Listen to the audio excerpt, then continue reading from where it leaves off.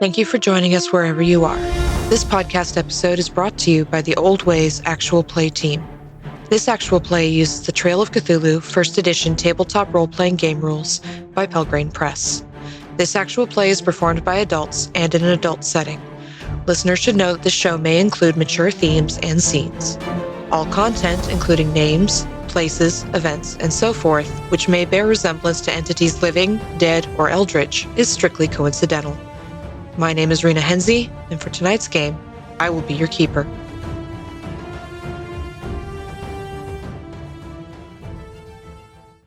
Good evening, everyone, and welcome to another episode of the Old Ways podcast. I am your keeper, Keeper Rena, and tonight we are bringing you another episode of our 1930s Trail of Cthulhu campaign, Silver Screams. Very excited to see what our players and their characters have been getting up to. But before we get to introductions, I'd like to say thank you to all of you, our wonderful listeners, and especially to you, our Patreon supporters. You are the reason we are able to do everything that we do with this show. If you'd like to check out more of what we have to offer on Patreon, which includes an exclusive campaign for Delta Green called God's Teeth right now, you can do so at patreon.com/theoldwayspodcast. If you're unable to support us on Patreon, that's great. We appreciate your support anyway. And if you would love to show us your support, you can do so by sharing episodes of the show, posting our links, liking us on YouTube, all those things that show us that you appreciate us and the work that we do. And so let's get on to introductions. To my right. Hi, I'm Bunny. I'm playing Yvonne Alethea Joy, or Saint Cyr. We'll see. Our pronouns are she, her, and I'm your makeup artist for the film. Yes, you are. And everything is totally fine. Super fine. Super fine. And next to Bunny, we have... I am Nichelle Schneider, and I am playing Lilith St. Cyr, who is an actress, and both of us go by she, her pronouns. All right. And next to Nichelle, we have... Hello, I'm Perry Clark. I'm playing Kingston Biko Garvey. I'm your stagehand and set designer. And definitely not up to anything mysterious whatsoever. Yeah, I'm just knocking one back in the graveyard. As one does. We are in the Missing Courtney formation tonight, so I will say this time, last but not least. Hey there, my name is Emily. I play Kingston, or Kit Dubois, a PA who probably needs therapy. He uses he, him pronouns. I use she, her. If he needs therapy already, we're going to have a problem by the time we get to the end of this campaign. Most likely, yeah. Well, I mean, I already lost some stability, so we're starting off on a good foot. I'm sure it'll be just fine from here. Nothing to worry about. Absolutely. Everyone's going to be just fine. So first, our camera is going to zoom in on Kingston, who we left last episode, perhaps slightly disconcertingly for some people, standing in the middle of a graveyard that he'd built, holding a bottle of blood. So, Kingston, why don't you tell us what you're doing with this substance? What are your plans for this graveyard you've built? I shift the bottle slightly in my hand and watch as the air bubble flexes in through it, as well as you can see just the little dark spots of the various plants that I've added to this to keep it fluid state. At which point, then I will set the bottle down and turn to the in-progress buildings of these cemetery tombstones that are there, and I open up one of the bottles and pour it out into my painting tray, and I grab one of the thinner brushes that I brought over with me, and I begin to hum a tune. And as I do so, in prayer, in my mind, I begin to draw onto the nearest piece of headstone that is still primed white with this bloody brush of the symbol of Eshu. And I begin to pray that Eshu closes the doorways to those that would do ill and those forces that would bring ill to this production and this work.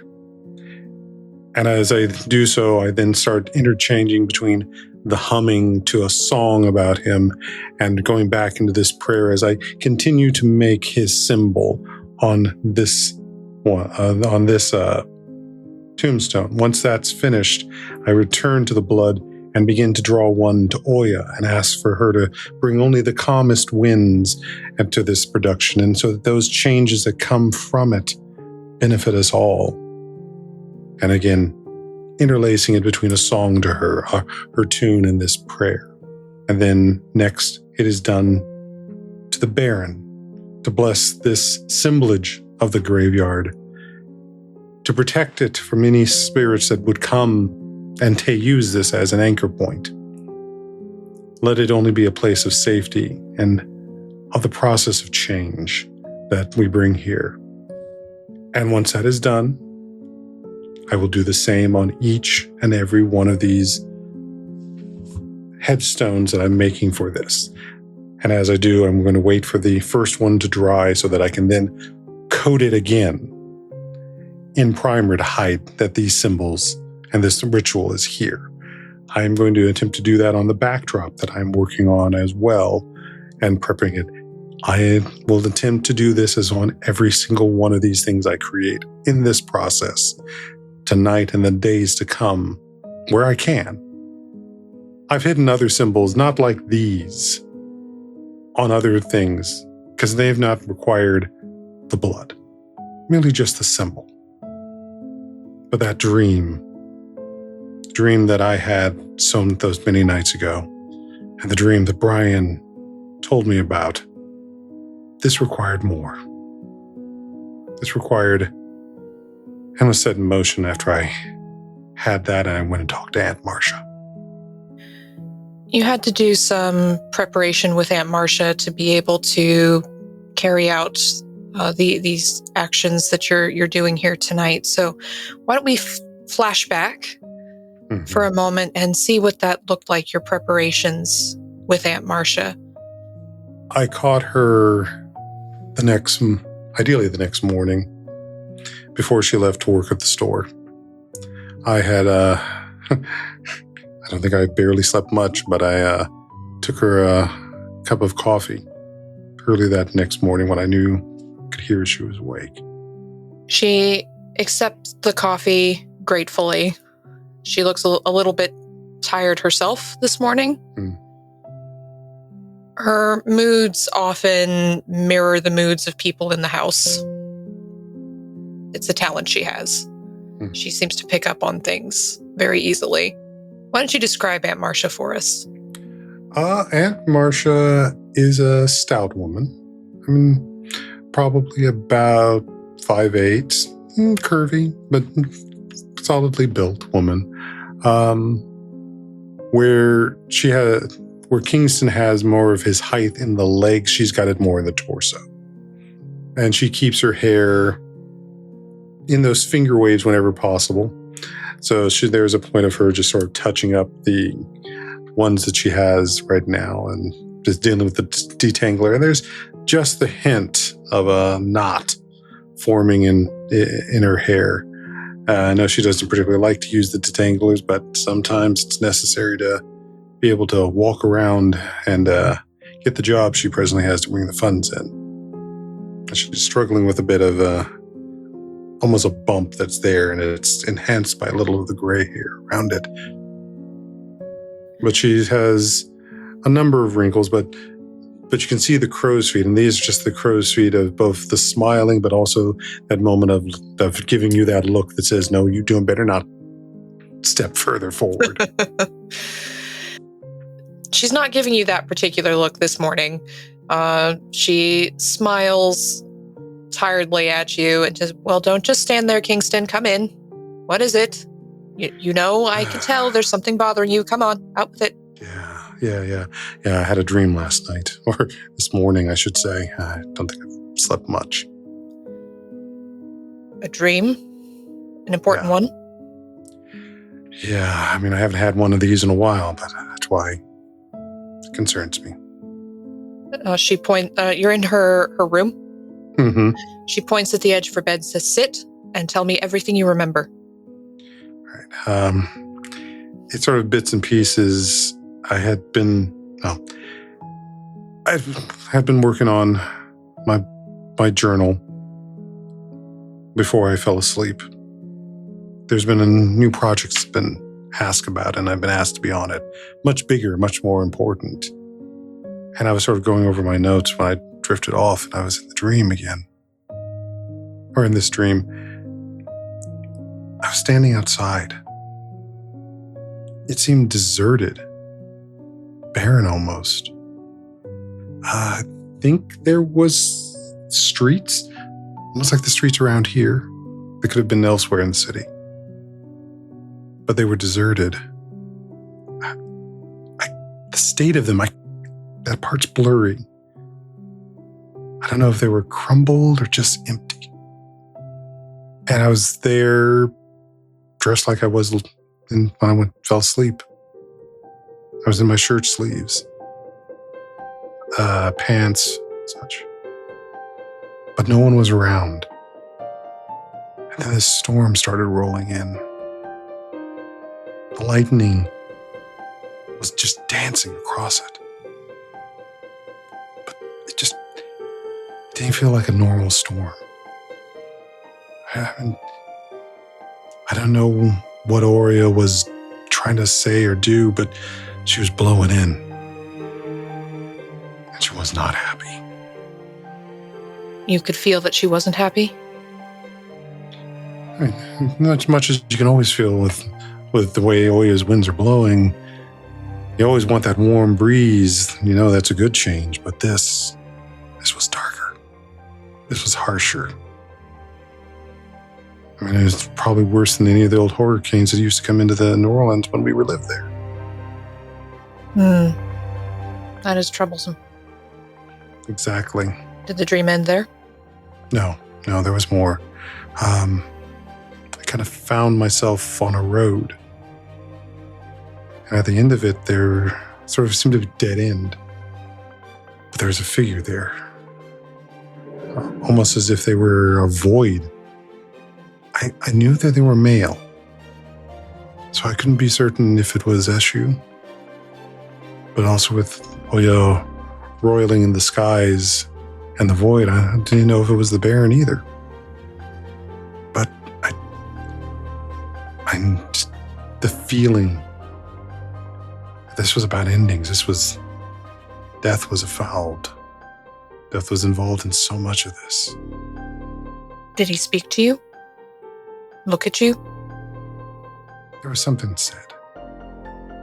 It doesn't make sense. In some regards, it was a warning not to get above myself. This doesn't even sound like something most of the Orisha would ever say. Are you sure it was him saying it? Did his mouth move? Could it have been someone else intruding on your vision? It could be. I mean, I couldn't even tell if there was a mouth there. It was a void. Just sort of this band shape. I mean, I could just be assuming that it's Eshu. Like I said, it could have also been the Baron. But it was an end of a road. And with so many of the structures around it being empty, I wasn't sure I was in the lands of the dead. Or this was the path of the cemetery. Could you see anything beyond him, or did it end with him? There wasn't anything beyond him but the storm. Oya, it was a black void that was just pulsing in and out towards him, and as the lightning moved across its surface, I don't know, even the lightning didn't seem right. Almost sickly. Sickly. That bodes ill. Yeah. I mean, with it being the end of a road, Eshu, the road, I mean, he doesn't like end of roads. And that's why you consider the Baron. I mean, that's the graveyard. And the storm being where Oya was, she's death as well. Well, she's the custodian of the graveyard. Do you think this vision is being brought to you because of this new project you told me you're working on? Is there something to be concerned about there? I have no idea. I haven't even seen the script yet to start figuring out what I need to build and such. So it's complete unknown, but if this is a warning, I'm not sure what I'm going to need. what I'm going to be building, what I need to put the fences up for. Just the protections. I mean, for myself, let alone the others. And he'll reach up and sort of finger the mojo bag that's hanging around his neck. What do you think you are being told from this vision, Kingston? What protections do you think you need based on what you've seen? Something's coming. And it's coming in on a wind. And it's a change that even Oya's not happy with. And you remember the last time I had one like this? What happened to Cousin Jimmy? Hard to forget that. We must be careful. You must be careful. Because I know that refrain about don't get above yourself was also something that said about what happened to Uncle Jimmy. Cousin Jimmy? Mm-hmm. I don't know if they're warning you about that sentiment, or if something darker is intruding on your vision, warning you with that sentiment. Not to get in its way, maybe? It could be. The end of the road. She sets the detangler down, pushes her hair back. That's as good as it's going to get. We have some work to do, Kingston. And in the corner of the room, of the living room, as she marches out of the bedroom, we see a crate of chickens. And we will fade to black for a moment over that. As we pick up sometime later, as Kingston is corking several bottles of chicken blood, as Aunt Marcia is wrapping up the drained chickens, so that one we're going to have for dinner tonight. The others we will be passing out to the other members of the community so that they can eat. Always make sure a ritual feeds the community. Always. She gives you whatever else you need, and this very maternal, concerned look. She's had that look on her face ever since you told her about your vision. It hasn't quite gone away. She's talked and chattered and spoken the words she needs to speak, but you can tell she's very concerned. A dream like this that made us leave New Orleans. You will tell me, Kingston, of any new visions or of anything you see that could potentially interpret what you've seen last night. Do not hesitate. It could be a matter of life and death. He nods and hugs her, just burying his head under her breast. And we'll leave that flashback of Kingston there and leave him to spend the night, as he will spend so many nights, working in the graveyard, painting, doing the work that needs to be done in order to protect himself and the people he cares about from whatever is coming. Let's go forward in time a little bit. We have had a very eventful day over at Avalon Studios and some interesting events in the graveyard at night. And it is now the following day. It has been a pretty quiet day for most of you. There's not a whole lot to do yet because filming hasn't started. So, Kit, you've been running around wrangling the actors as per usual, script readings and so on. You had to deliver yet another revision to Mr. Dawlish, and that went super well. He was very pleased. Everyone was happy. And Kingston, you worked late into the night, as we know, and came back fairly early again the next morning. You didn't get too much sleep. But it's been a fairly normal day of working. Andy has been a little less tripping over his feet than usual. So that's maybe a positive for you. Yvonne, you've been working on makeup design, and you've had to do some work with the costumes department, working on some of the graveyard features, let's say. And that's been interesting in and of itself. I would like to know, if Yvonne goes looking for any reference material or how she goes about preparing for some of these things, because it's a little bit out of the ordinary for what she's been doing with the Westerns and the period pieces. Yeah. There is already existing media of this sort, of this genre, that's been around for some years now, but not really exactly this. And she wouldn't want to directly riff off of any existing movie. So it's a little bit of trying to look into how they did certain techniques for other horror and gothic horror. I mean, especially since, this is a world where Nosferatu's been out for over a decade. There are things to reference to get that kind of dramatic shading on people. But when it comes to undead from the grave, it's a little bit more just trying to avoid having to look at too much reference material on how bodies look when they're wounded, because there's only so many sources for that, and it would not be super pleasant. So she's trying to just sort of extrapolate from other things for now, and having to look at pictures of wounds and stuff as a last resort that she's holding off for the moment. You also have to be careful with how far you go with it, right? Because of the censorship. Exactly. And the codes that have come in over the last few years. Yeah, so she definitely feels like she doesn't have to go that far down the road, hopefully, to get what the director is looking for, because it's so censored anyway. But still, getting the placements right and getting the shading and making it so that people won't blend into the graveyard colors and they really stand out still. Those are her focuses for now, and hopefully she won't need to delve too deep into where grossness lies. Thankfully for you, a lot of the grosser elements are things that would not be permitted.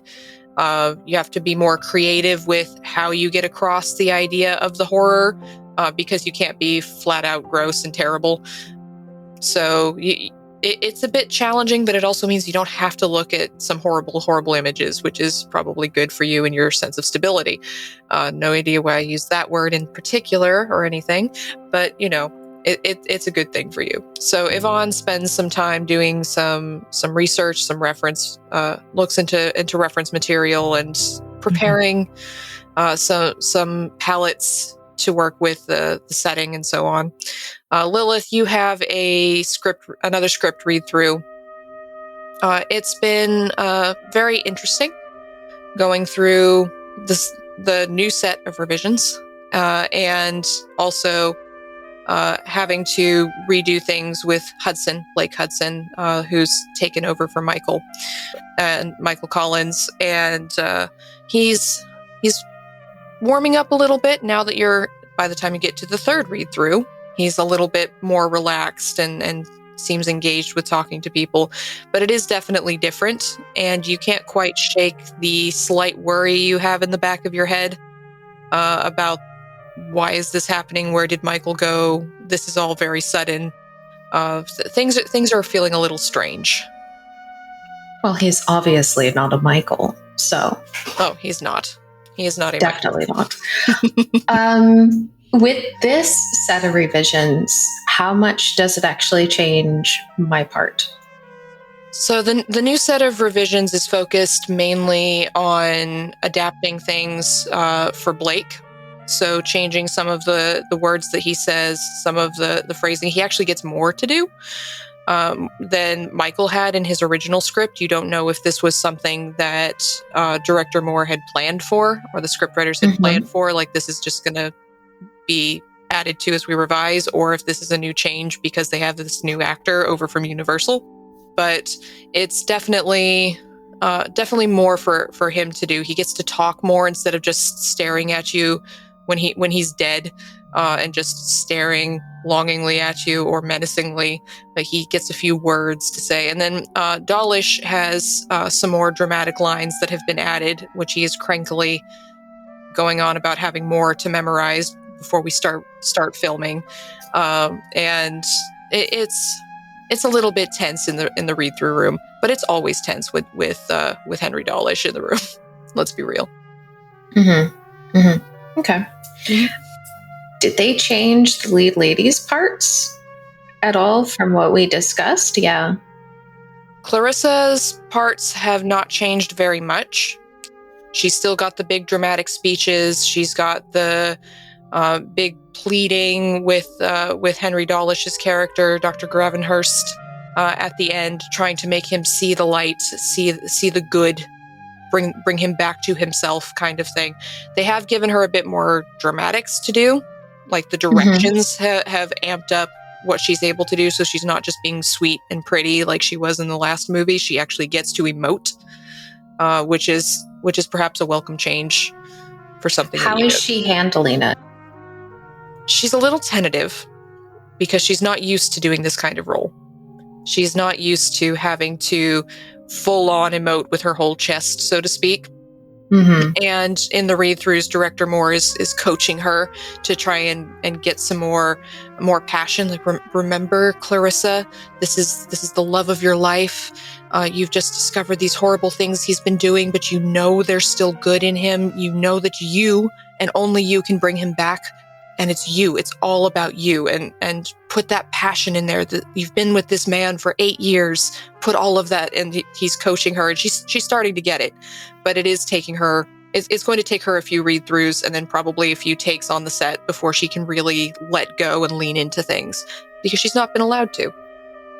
After this reading, probably like during the lunch break or like right before we go to lunch, I'll kind of like shimmy up to her and just like check in and see how she's doing. Oh, Miss St. Cyr, thank you for being here. It's going so well, don't you think? Yes, I think so. How are you enjoying the new changes?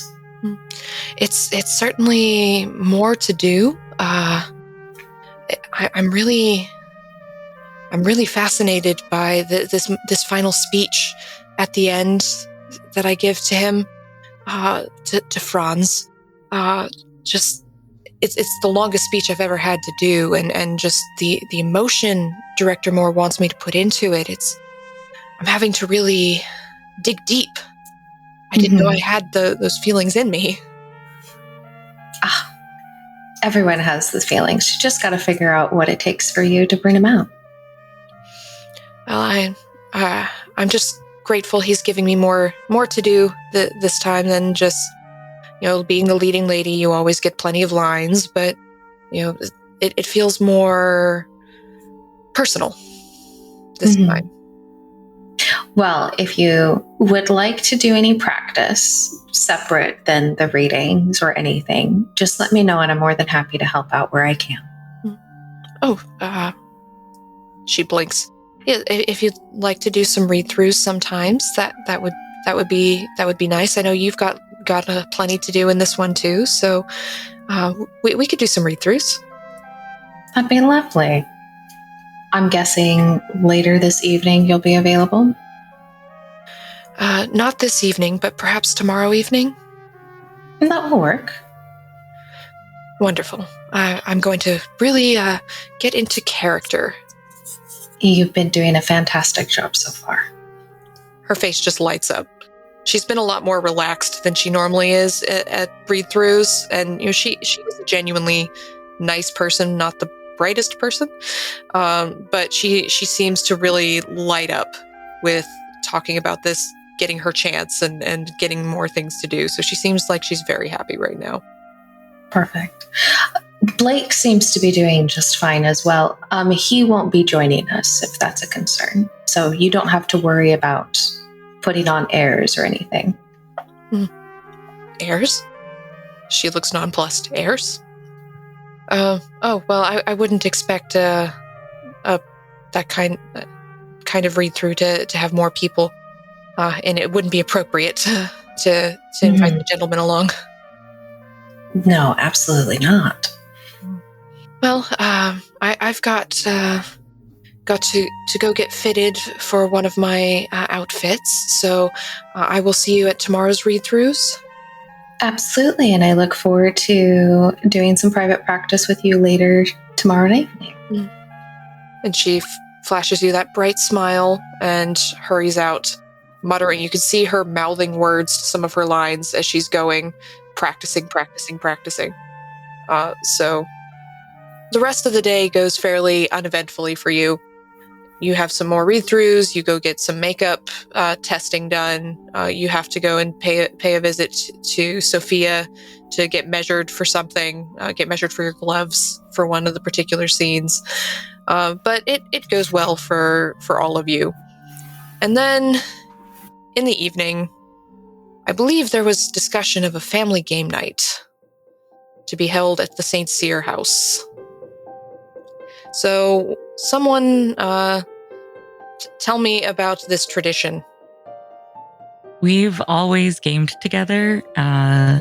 Me being the oldest one of us, I sort of used to babysit Lilith, my cousin, obviously, and then Kit, a family friend who was the right age range to hang out with us. And we always gamed together. And it was how we connected and spent time, especially on like long summer vacations, like whole families, summer's vacations where we all traveled together to the same places. And especially with the rise in popularity of Mahjong, we got really into that. That became kind of our game and something that we used not just as like a fun distraction, but also a way to sort of communicate with each other, because we found how the tiles have meaning to be so fascinating. And so, I don't know, gaming, even as adults, even as we sort of drifted apart, is how we come back together again every time. So this is sort of our way of going, hey, we all need to bring it back in. And it just happens to be at Lilith's house. It just so happens. So after a long but fairly uneventful day of work, Lilith, you're at home preparing for the game night with you already told your mother that Yvonne and Kit would be coming over. And as I recall, your mother would be making her bread pudding that Kit loves so much. And so are the rest of the family around? They're around. There's like 2 or 3 younger siblings, but there is a definite age gap between them. So I probably help Mom in the kitchen a little bit, putting the final finishing touches on dinner, and help set the table or direct my younger siblings that I can possibly manage to set the table, and do it well, and prep the game table, which is probably just the coffee table in the living room, that we all just sit around. And yeah, I think it's pretty chill, and talking to my younger siblings on how their day at school went, and various different things. And probably the oldest has somebody that they're interested in, so I'm hearing all of the gossip at school. And then you probably just hear a knock at the door as either Yvonne or Kit show up. Do you arrive together, Yvonne and Kit? Do you show up separately? You're coming together, and Yvonne has a car, Kit does not. So, yeah, I figure I just give Kit a ride there after work today. That would be appreciated. It's a long trip if you don't have a vehicle. So, there's the knock on the door. Yvonne and Kit are there. You're greeted by Lilith's mother, Phyllis. And she gives you both a warm hug and says, come in, everything's set up. It's been such time since we've seen all 3 of you here together. Oh, it'll be quite lovely. And Kit, I made your bread pudding for you. Lilith told me that would be appreciated. Kit just absolutely beams. He feels so loved by Phyllis in a way that is really indescribable. and she ushers you in, and you may begin your family game night. So what does this look like? Is it just the three of you playing? Do you have any of the other family members engaged? Are you trying to have conversation here about the things that are going on at the studio? What does this look like? I suspect that it probably starts out as an entire family affair. And then when it's bedtime for the younger ones, then, the more serious conversation and maybe the cordial comes out. Because, don't drink in front of your younger siblings. Set a good example. Kit, looking at you. So I'm pretty sure Kit has possibly snuck a little bit earlier. And probably with full love and support from my mother in the kitchen. And yeah, I think that's when the conversation will probably begin, of just getting a little bit more serious. Dad's probably reading paper or off to bed already. And I suspect Mom is probably finishing up the last of the dishes or something in the kitchen. So there's a little bit of privacy going on after we helped out with everything. We've been doing this for so long as like our way of catching up and staying connected with each other that it's not like my aunt and uncle aren't used to giving us space. Yeah. So the children, the younger siblings, have cleared off to bed. The dishes have been done, except for whatever small plates you have with snacks and more bread pudding. As you're playing, Dad is off reading his papers in preparation for headed to bed, and you are free to play mahjong and discuss the events of the previous days, however you would like to. So,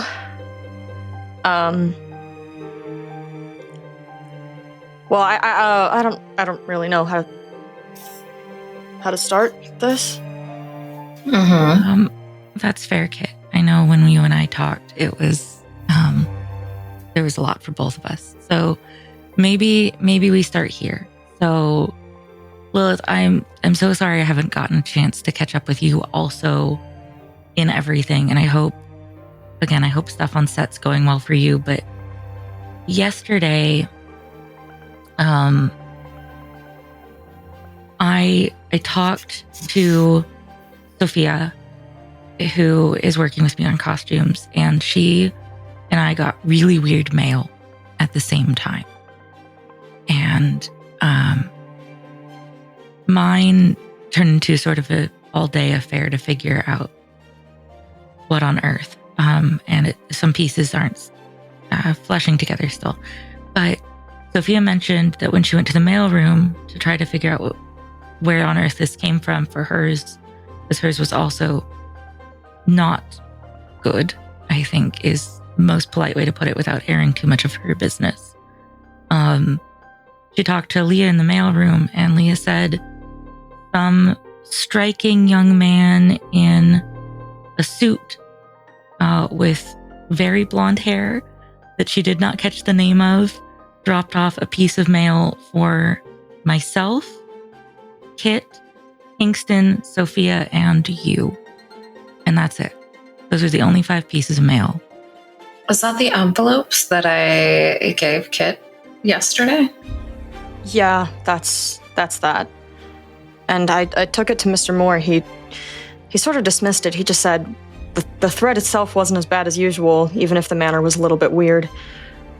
So Do you know the contents of Kingston's and Sophia's? I know Sophia's was very jarring for her. The contents of mine were a letter that a friend of mine had started writing but had not finished, that was taken from her room somehow by whoever mailed this letter. And it was quite distressing. Do you have them with you? Yes, I do. Sorry. I'll pull out the letter and I'll slide it across the table to Lilith. Yeah, I'll just pull it up and start reading it as Yvonne continues telling me. She remembers writing everything until it gets weird. The point where it starts going on in quite a distressing manner. She does not recall writing, and she had left that letter in her dresser to finish later. And then it showed up at the studio the next day, delivered by somebody she doesn't recognize the description of. And you've seen her since she wrote this, I'm guessing? Yes. To ask her this? As soon as I opened the letter, Sophia said that she'd continued. Well, I went to check on her, and I found her at home feeling unwell, but insisting that she does not remember writing the rest of this, or definitely not mailing it. And we talked for a bit, and she told me that if anything else weird happens or anything else goes missing from her room, anything like that, that we'd talk again. But this is all very weird and very uncomfortable. And the point where it gets different, she said, I don't know if I should share this part, but I suppose it might be relevant somehow. The part that's scrawled below it differently than the rest of the letter is stuff from her nightmares. She's been having reoccurring nightmares every night since last Friday. And the second half of the letter seems to be describing stuff from her nightmares. And she doesn't remember writing any of it. I'm very worried. But if my letter was this, and was not intentionally sent at all, and to no recollection of the person who mailed it by somebody who she has no clue who it could have been, and Sophia's letter was deeply jarring as well and problematic, and made her spend the rest of yesterday trying to search who sent it and how and why, and how that person might have known whoever in her life sent it. I guess I just needed to check in on you two and see, was your mail also weird? Kit, you mentioned threats just now. What's going on outside of this? Because I'm trying to make any of it make sense, and none of it does yet. Lilith, I brought yours back, and I hand her the threat that I took to show to Mr. Moore. Mm-hmm. This is, and I kind of just like peek my head, probably like down the hall, make sure my dad's reading his paper, look down the other way, make sure my mom's busy with whatever. And this is not the first threat that I've ever received, but normally they're mixed in with the fan mail, and they always show up at the house. Obviously, I don't tell everyone of what they are. They just think that they're fans. But this one showed up at work, and that's different. Kit, remind me again what yours was, and did we figure out what was in Kingston's? Or has anyone talked with Kingston? When I left to go find Kit, because you had already left for the day from the studio yesterday, when I went to go find Kit, Sophia and I agreed that she would talk to Kingston about his letter and we'd catch back up. But today was so busy on working on the set, we didn't get a chance. I didn't have I was with her earlier today for a fitting, but there was no privacy. Yeah. So there's been very little privacy around the studio the last few days. It's usual for new film and prepping for everything. This was mine. And I'm going to pull out the photo of Sterling that I have been carrying in my wallet since I got it and silently hand it over to Lilith. Kit, how much do your friends know about Sterling and you? Yeah, so they would know that Sterling and Kit were extremely close growing up for years. They met probably about 7 or 8, and were just absolute best friends up until a few months ago when Sterling unfortunately died. Kit's very evasive about how that happened.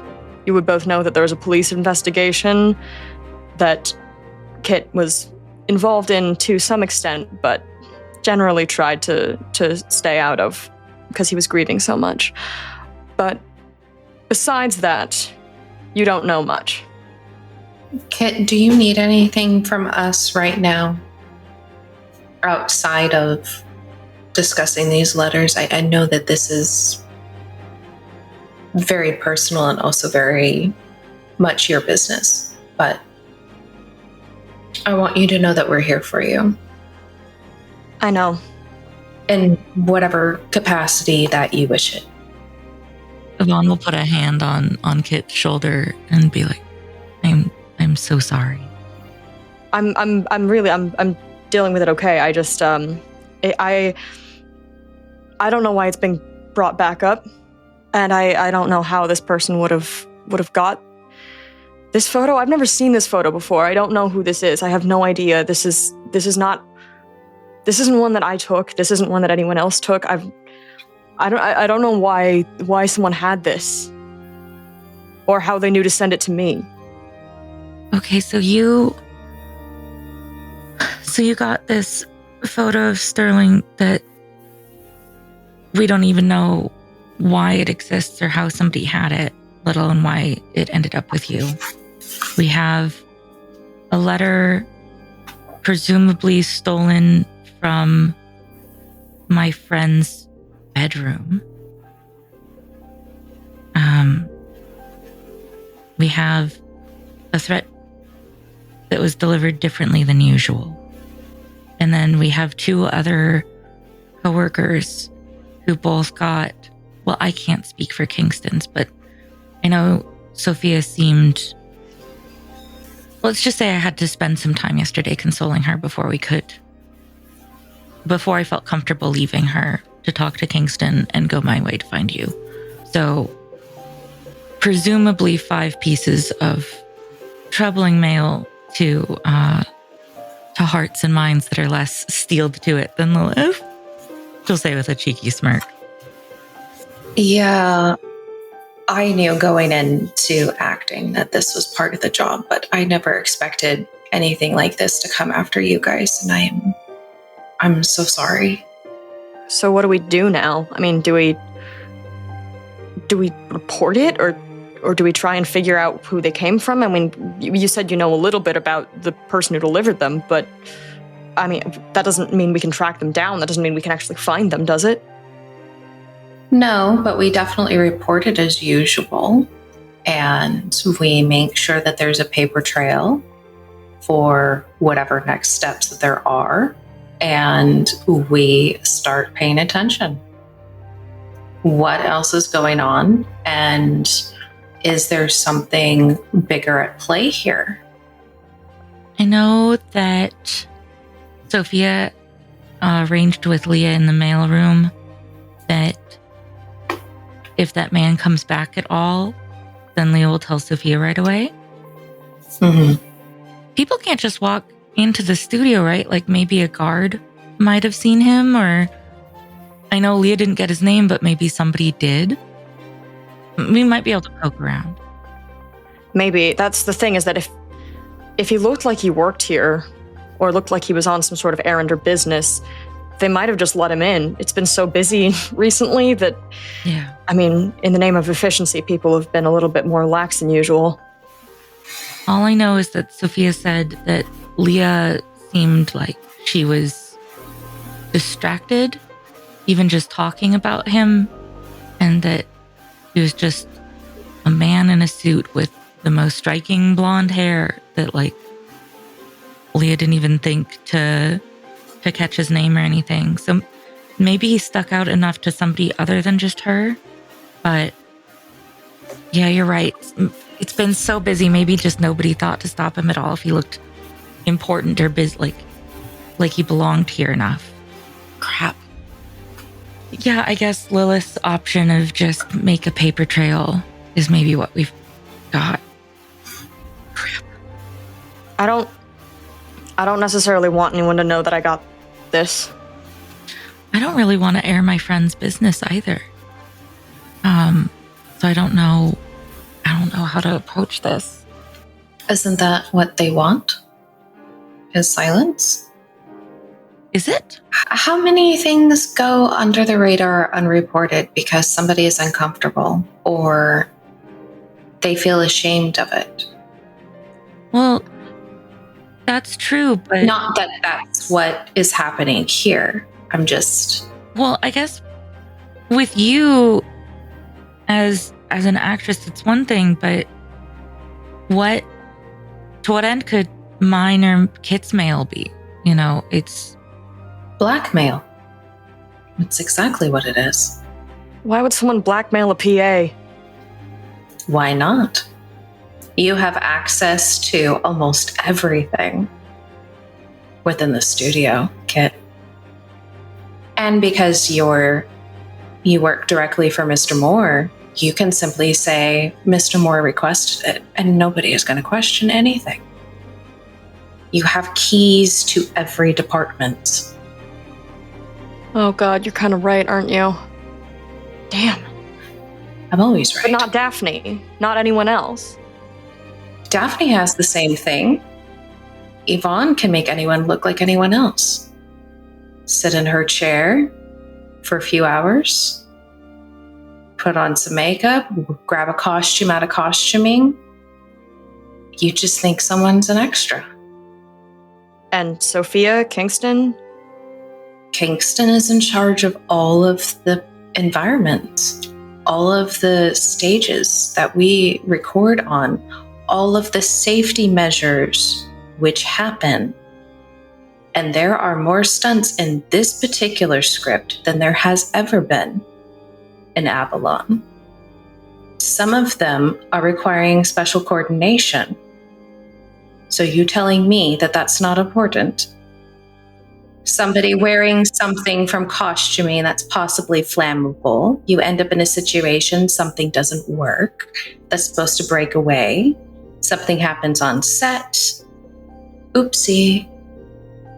I guess I just can't come up with what they would want, what their actual motive would be behind all that.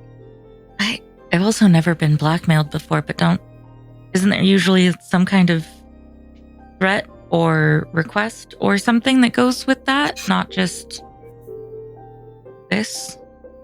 Well, if it was me, I would personally send something and put you all in a particular mindset. You get nervous for a few days, you're not sure what's going to happen, and then you essentially work yourself up into a dither, and then I would send a demand.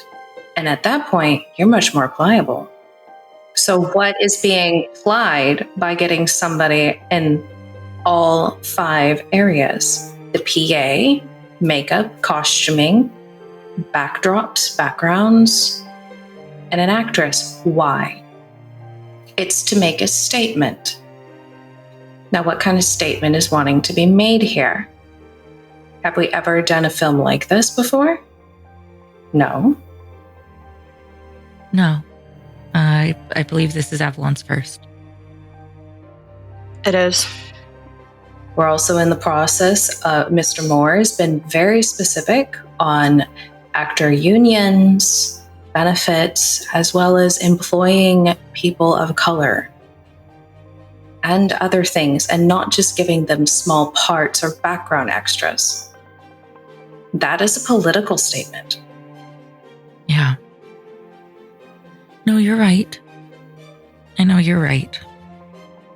So, I don't know the ultimate goal here, but that sounds fairly reasonable to me. And I'm meagerly educated. Somebody who has a lot more education and a lot more planning and follow through would definitely take advantage of that. We probably should have a discussion with Kingston and Sophia. Yeah, probably. Definitely. And it might need to be tonight. because this all happened yesterday, which means that most likely another letter or something is going to be showing back up in the mailroom in the next few days. So should we go try to find them then? I'm pretty sure I have Kingston's number around here somewhere. Yvonne, I'm guessing that you have Sophia's number? Yeah, we exchanged contact information and addresses in case of a desperate emergency. I mean, technically, I should be asking Kit. Kit has access to everyone's file. I don't usually remember all of them. There's a few too many. I have the files here somewhere. And I'm going to start rifling around in my bag of overflowing files that have about 400 papers jammed into it. Please tell me you are not keeping everyone's personal information just in your duffel. Not personal, just contact info in case I need them. Isn't that personal information? General contact info? No. Are you sure? I know what I'm doing, okay? All right. You're the PA, not me. I'll remember that next time that you lose something. I must, in Kit's defense, say the phone book does tattle on all of us in similar ways to Kit losing one of those papers. So, look, I've never lost a paper yet, okay? I have a system. It's just not... Here we go. Here it is. Lilith is just moving all the mahjong tiles off to the side as more and more papers just come out of the duffel into stacks. That only Kit is aware of the organizational. So there is at some point then a pile that has, general just names and phone numbers written down. The question is, does Kingston's family have a phone at home? Because not everyone has a phone in the 30s. That is true. Probably not. Although they would be a local contact in the community where messages could be dropped off at. So it has Kingston's name, and then next there's a dash, and then it's just blank. But otherwise, where Kingston is probably at working. Yeah. We might have to just find him at work then. It would be something Kit would know, that Kingston likes to work late. Like you wouldn't know if he'd still be there now, but looking for him, if you want to talk to him tonight, looking for him at work isn't necessarily a bad idea. Evening errand. Yeah, if we go back to the studio, he'll probably still be in the carpentry area. There's still some extra bread pudding. We can just simply say there is leftovers. I know you plan to take most of it home. Don't worry. There's a separate container I've already set aside for you. That's very nice of her. Of course it is. I don't think we need necessarily a reason or an excuse to go find him, though, if we know that he also got one of these letters and we're trying to figure out why. I suppose if the night watchman asks why we're coming back so late. But I don't think they'll ask me. That's very, very likely. I'm hoping it doesn't get to a point where I need to involve her more. But my friend does work at a law firm. I could ask her if she could put us in touch with one of the lawyers she works with, if it comes to that. If more keeps showing up and demands start being made and everything. If it comes to that, yeah, I know that they want silence, but I think I'd just rather keep this quiet as long as we can, if possible.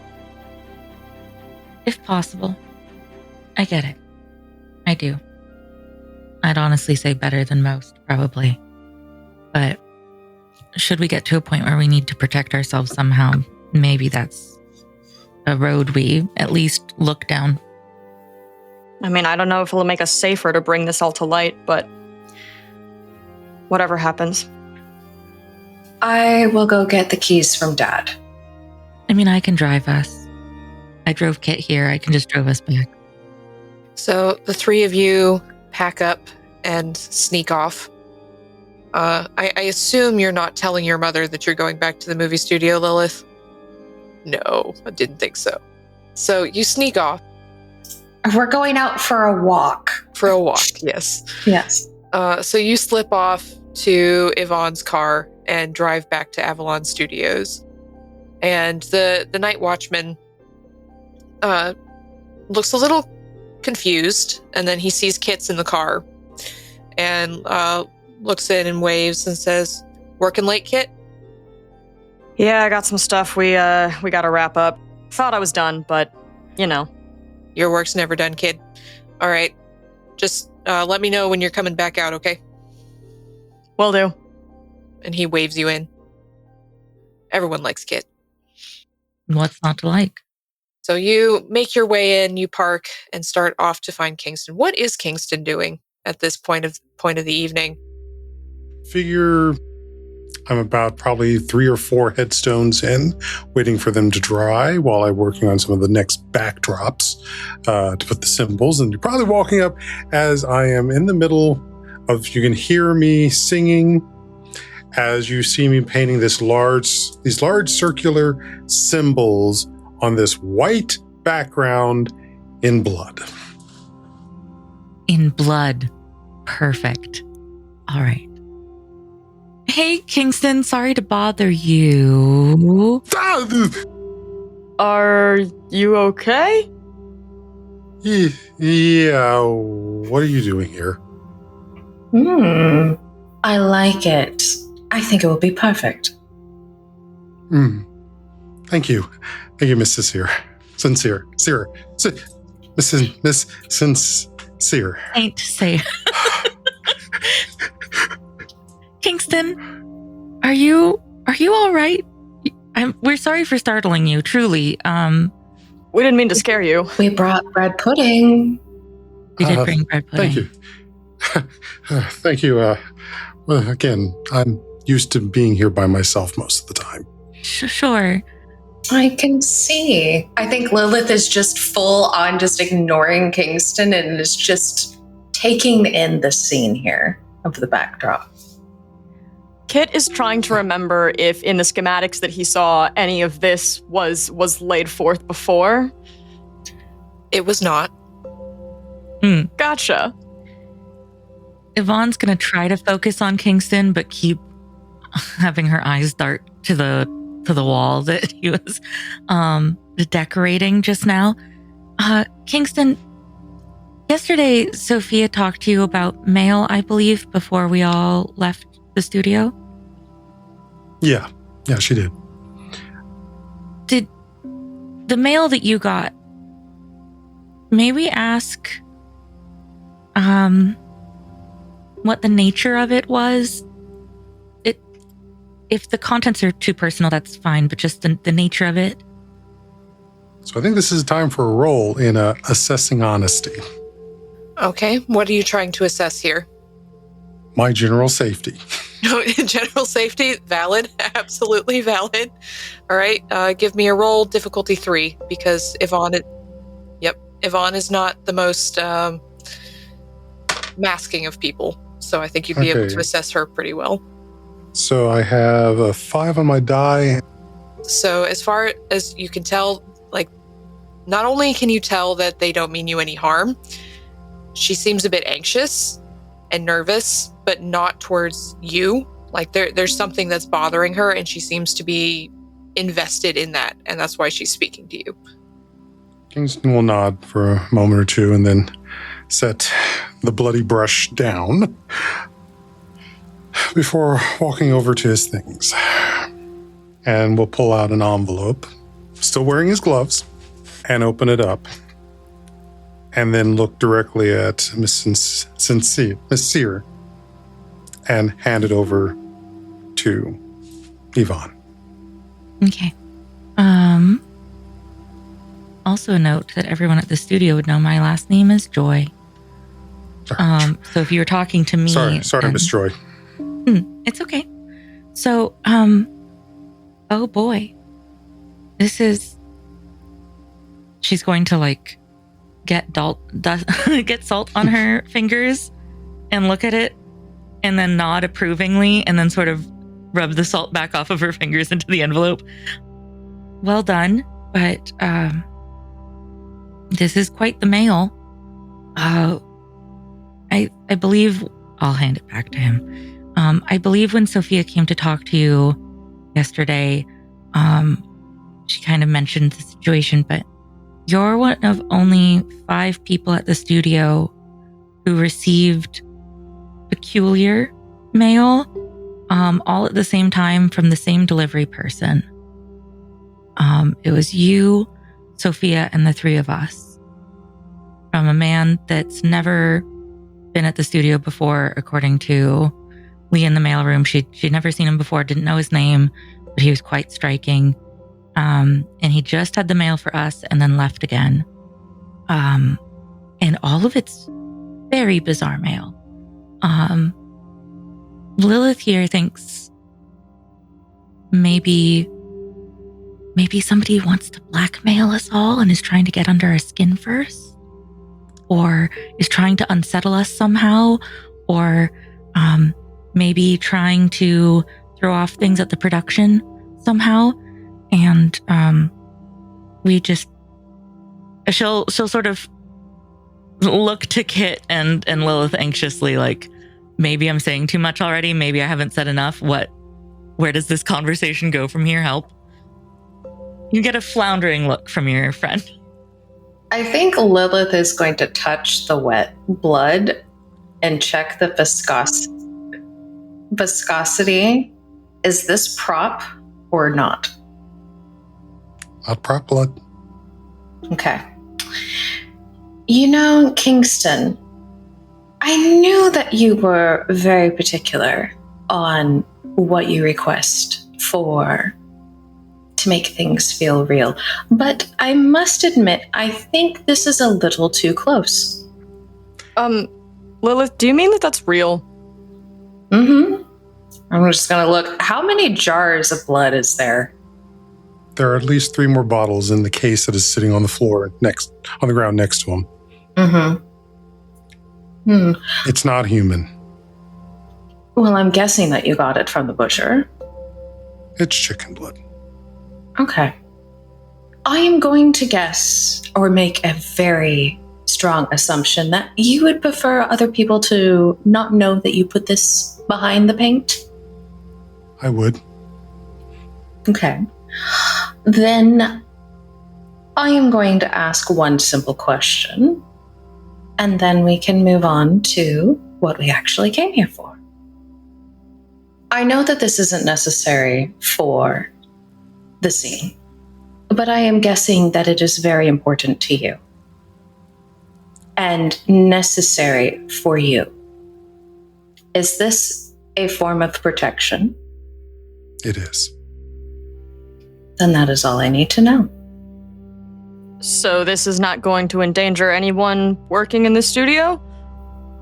Goal is to protect us. And she just kind of like holds out her hand, just expectantly waiting for some sort of handkerchief or something to be offered from Kingston for her hand. Which he'll then pull the hand past him her handkerchief. I hand it back to him after I'm done. You can imagine these days and times, things like this aren't exactly well received. And it is probably a good thing that nobody else is usually around at this time. I highly recommend that it's covered up before anyone shows up in the morning. That is the goal. Particularly Daphne. Yeah. Wow. Yeah, Daphne wouldn't handle this very well. No, most people don't handle that well. That's why I keep it quiet. I didn't see this. Hang on. Just taking a few moments, just breathe and take into account what's going on here. I spoke with Sophia about the letter she had. She was concerned because it connected to her brother. Apparently, he worked here some years ago. I'd never met him, but he apparently disappeared. And she was concerned. And you indicated there was something else with these other letters? When do you mean her brother disappeared? Recently or years ago?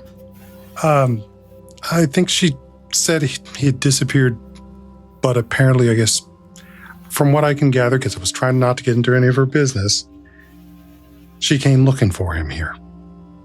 But she's had difficulty finding details. And I wasn't going to pry. But knowing that, and I also showed her the contents of my letter, and she seemed to be okay. Has anyone shown Lilith what this is in the envelope of Kingston's letter? I looked at it and I handed it back to him. I got the gist of the nature of it and went, okay, that is distressing. Fair. I'll hand the envelope to you. I'm going to be looking over your shoulder, Lilith. That is a very specific angle. I leave it to you, the aspect of when did you pose for it? I'm not really sure why, but I figured obviously someone wanted me to focus on you. Lilith, you do not remember posing for this photo at all.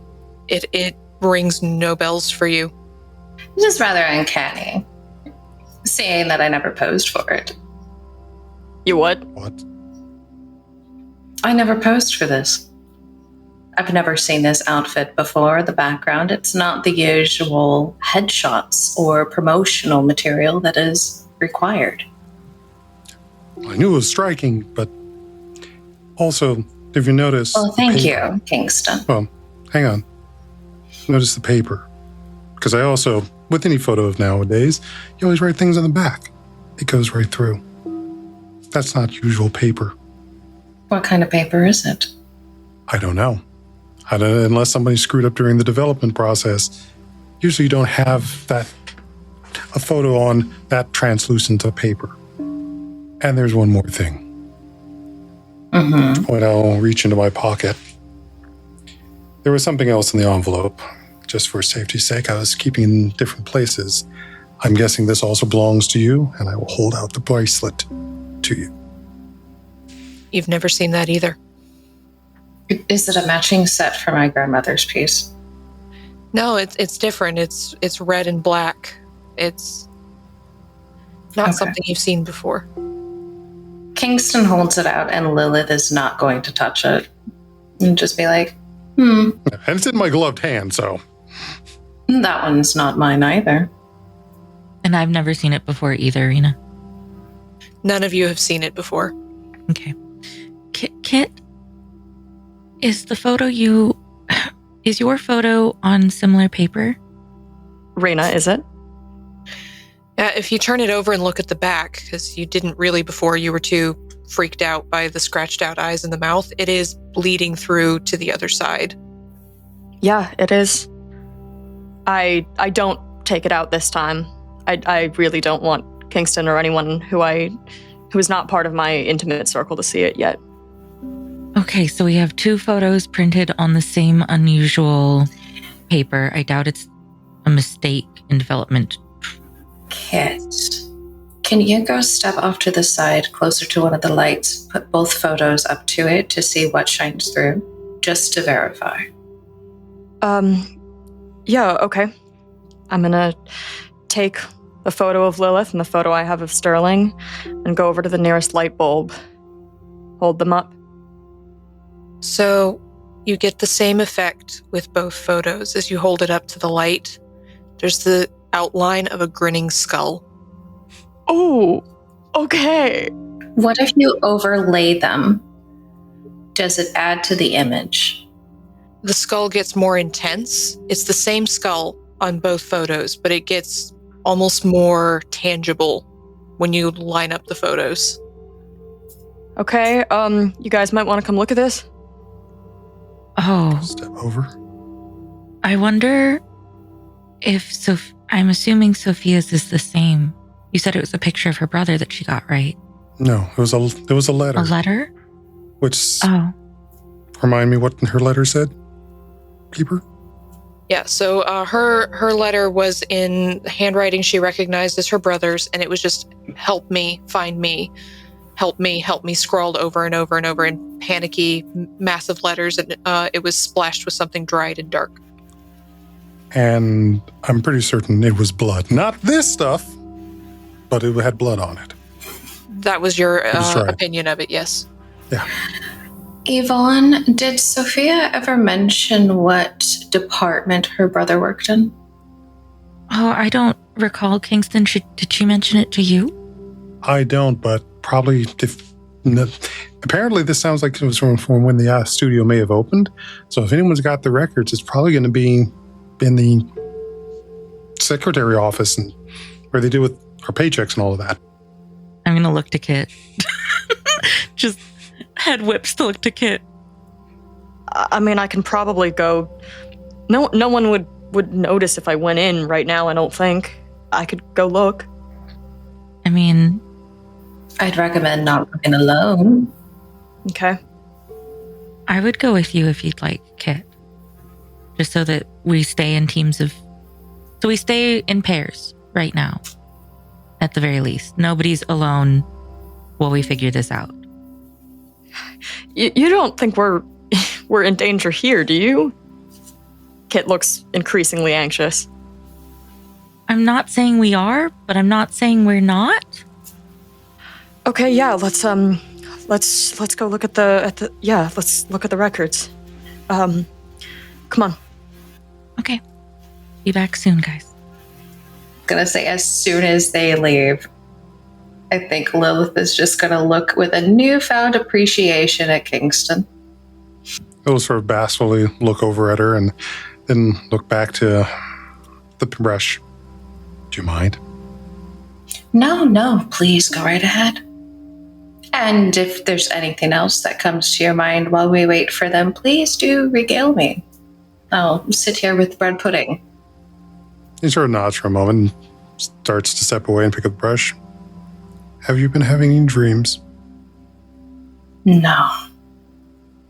That's a relief. Have you? Yes. That's why I'm doing this. Tell me, what are they about? I can only say I think that they were a warning. Something's coming. Something that also involves death. And given those pictures, I take that seriously. And at that, we will change cameras over to Yvonne and Kit, who are breaking into the manager's office, the director's office, to look for some records. Is that correct? I think that, yeah, these are keys that Kit knows where they are, but is not supposed to have them with him. Mm-hmm. So it wasn't hard, but he's definitely not supposed to be doing this without permission. Mm-hmm. Okay, so you get the keys. It's not hard. You know where they are. And you unlock the door into Director Moore's office and to the back where the records are kept, the small room off the side of the office. It's a little bit eerie for you, Yvonne, being here this late at night without the hustle and bustle of people moving around and the smell of coffee and the swearing from set designers who drop things or run into things, or Daphne bouncing around and talking 1,000 miles an hour. It's so quiet. The cigarette smoke is still heavy in the air in the office because you can't quite get away from it anywhere you go. It's the 30s. And it's so still, so dark. You turn the lights on, Kit? Oh, absolutely. Turn the lights on, hoping that Greg, the night watchman, won't think anything's out of the ordinary since he knows you're here. And you go into this little back room where the records are kept. And it's going to take you a little bit of time to go through here. There's no way getting around it.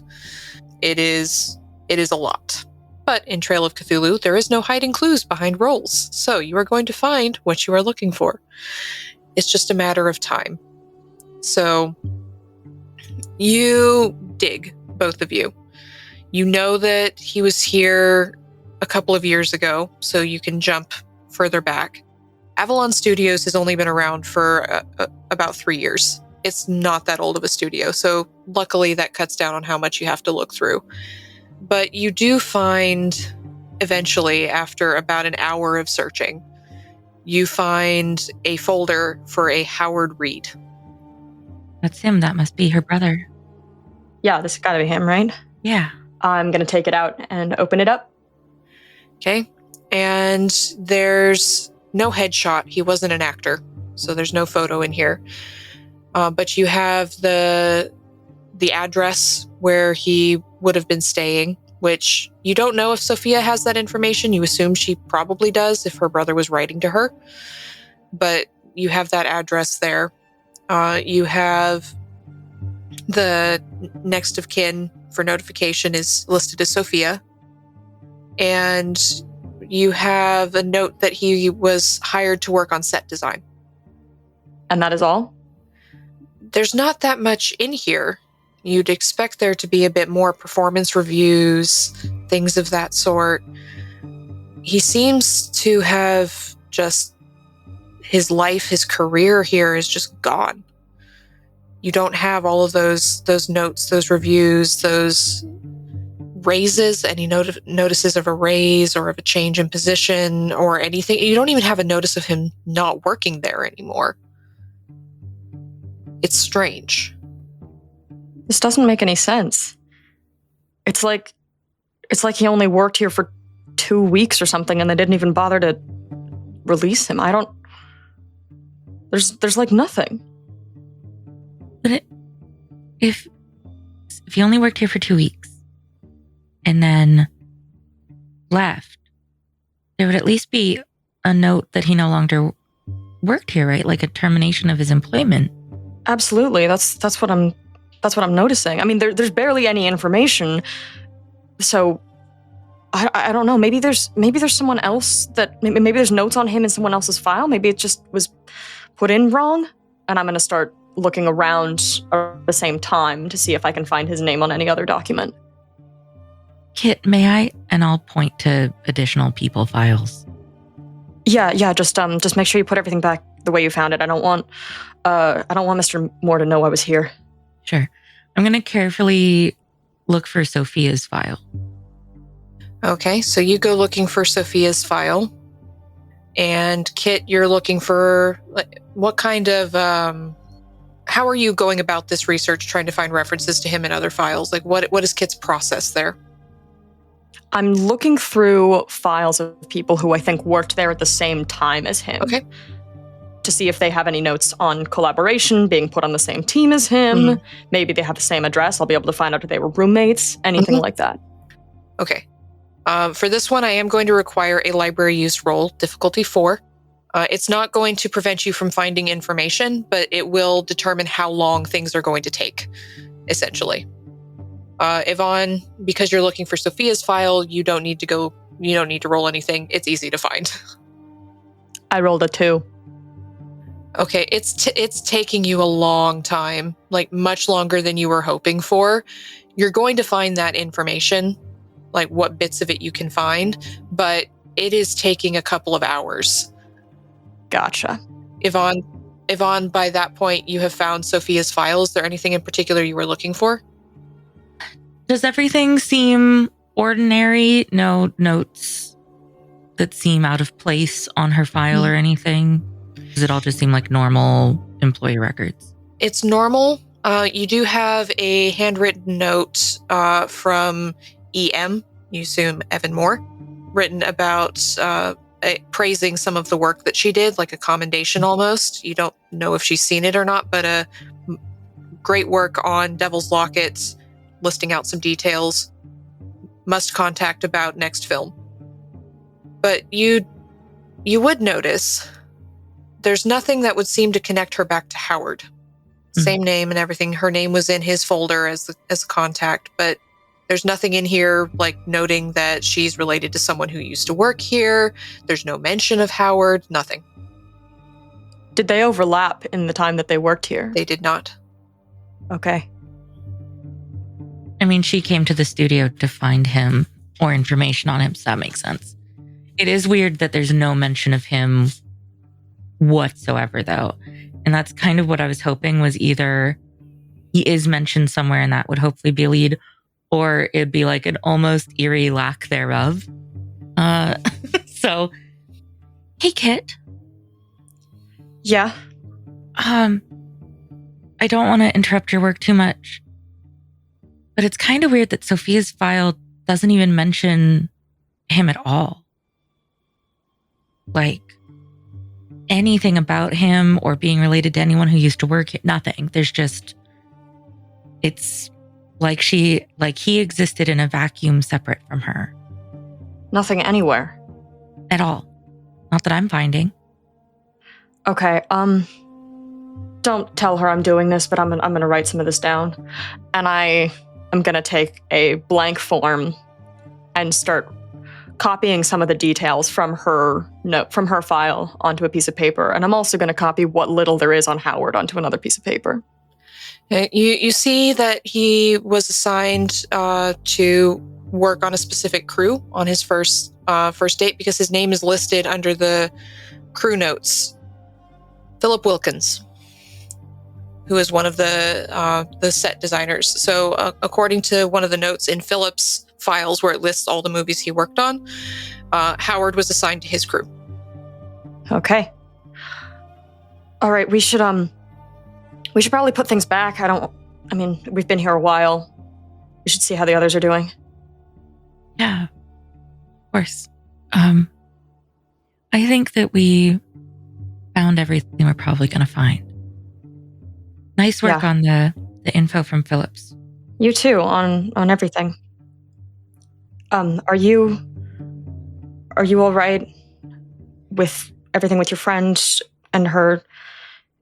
You know, I'm really concerned, but I just don't know if there's anything I can do about any of that right now other than, I'd like to know how that letter left a drawer in her bedroom and made its way here, of course, because that implies maybe a risk to her safety. Somebody was in her bedroom, and in theory, that's what it sounds like. But I don't really know what to do with that other than try to get to the bottom of this for all of us. So, she told me that she'd let me know if anything else happens with her. And I think I just have to be okay with that being what I have for right now. So, I know you don't really talk about it, but it can't be easy getting a picture of Sterling like that. Are you sure you're okay? There's really nothing I can do about that. So. She'll sort of wordlessly offer Kit a hug. Yeah, he'll take that. We should be getting back. Yeah. Here's to things we can't do anything about. Yeah, you got that right. And, yeah. And then I'm going to check really quickly to make sure that everything looks the same as when we came in. If you take the time, yes. It's just, you've been here already for over 3 hours, so it's starting to get pretty late. So you're getting very tired, but you're able to put things all back together, you think.